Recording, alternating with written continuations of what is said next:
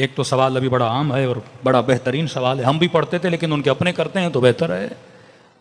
بہت سارے ایسے موٹیویٹر اسپیکر ہیں جو سوال کر رہے ہیں. سب سے بڑا سوال ہے اولی الامر کا سوال. اطیعوا اللہ، اللہ کی اطاعت کرو، والرسول، اللہ کے رسول کی اطاعت کرو. تیسری اطاعت واولی الامر منکم، ہر مسلمان پہ اللہ کی اطاعت واجب، ہر مسلمان پہ رسول کی اطاعت واجب. تیسری اطاعت ہے اولی الامر کی اطاعت. تو اس موٹیویٹر اسپیکر نے مفتی کو منہ پہ مول دیا، کہا کہ جتنا مسلم معاشرہ تباہ ہوا ہے تو مولویوں کی وجہ سے تباہ ہوا ہے. آپ پوری تاریخ اٹھا لیں مسلمانوں کی، آپ کو کوئی ایسی تحریک مسلمانوں کی نظر نہیں آتی جسے کسی مولوی نے لیڈ کیا ہو. کسی حاکم کے مقابلے میں کوئی مولوی کھڑا ہوا ہو، کسی بادشاہ کے مقابلے میں کوئی مولوی کھڑا ہوا ہو، کسی بہت بڑی تحریک میں کوئی مفتی آگے ہو، نہیں ملتا آپ کو. ہاں، ایک چھوٹی موٹی تحریک آپ کو پاکستان میں ملی جس کو طاہر القادری صاحب نے لیڈ کیا، اور ایسا بیچارے بیزار ہوئے کبھی پاکستان کا رخ ہی نہیں کر رہے ہیں.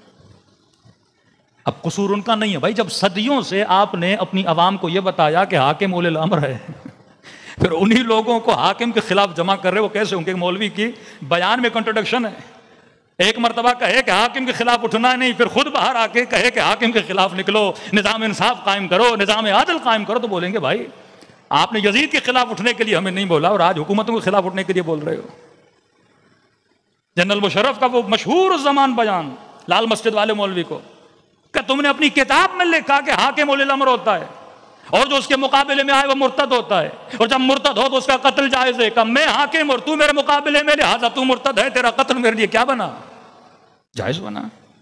اپنی ہی فتووں پہ پھنس جاتے ہیں، کیونکہ یہ فتویٰ بغض اہل بیت میں انہوں نے دیا تھا، یہ فتویٰ بغض امیر المؤمنین میں انہوں نے دیا تھا، یہ فتویٰ کچھ کو بچانے کے لیے دیا تھا کہ اگر کسی نے کسی صحابی رسول کو قتل کر دیا تو یہ بتائیں یہ مرتد ہو گیا تھا. کہ میں نے کل کی مجلس میں یہ عرض کیا کہ سب سے پہلا مرڈر، سب سے پہلا قتل کسی نبی کے بڑے سے بڑے صحابی کا ہوا، وہ جناب مالک بن نویرہ. جب نبی کا یہ صحابی مرتد کا فتویٰ لگانے پہ قتل ہو سکتا ہے تو قاضی شریح قتل حسین کا فتویٰ کیوں نہیں دے سکتا؟ سیم فتویٰ تھا قاضی شریح کا. پوری امت کو قاضی شریح نے مطمئن کیا اپنے فتوے پر. وہ گڑی ہوئی حدیثیں باہر لائیں کہ آج کراچی کا ایک مفتی ممبر پہ بیٹھ کے کہتا ہے رسول خدا کی حدیث ہے، اگر حاکم، کل میں نے عرض کیا، وہ چاہے حبشی غلام بھی ہو، جو بھی ہو، فاسق ہے، فاجر ہے، اس کے خلاف تم قیام نہیں کر سکتے. یہی استدلال تھا کہ یزید کیسا بھی ہے، نبی نے فرمایا نہیں، حاکم بن گیا تو قیام نہیں کرنا، حاکم بن گیا تو اس کے خلاف تلوار نہیں اٹھانی. اکابر اصحاب نے کہا تھا حسین کو مت جائیے. ارے جب منع کیا تھا حسین مت جائیے، پھر وہی اصحاب مدینہ شہادت امام حسین کے بعد یزید کے خلاف کیوں نکلے کہ مدینے میں واقع ہررا پیش آیا. 3 دن مدینے کو حلال کر دیا گیا امت پر. 70 کے قریب اصحاب رسول اس واقعے میں دنیا سے چلے گئے. 700 کے قریب قاری قرآن اس واقعے میں دنیا سے چلے گئے.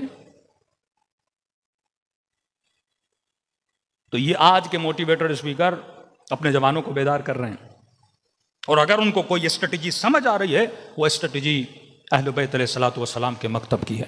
اطاعت اللہ کی، اطاعت رسول کی، اور رسول کے بعد اطاعت آل رسول کی، جن کی زندگی میں نہ کوئی گناہ نظر آتا ہے، جن کے لیے قرآن نے ضمانت دی ہے کہ انما یرید اللہ لیذھب عنکم الرجس اہل البیت ویطہرکم تطہیرا. صلوات پڑھیں محمد وآل محمد.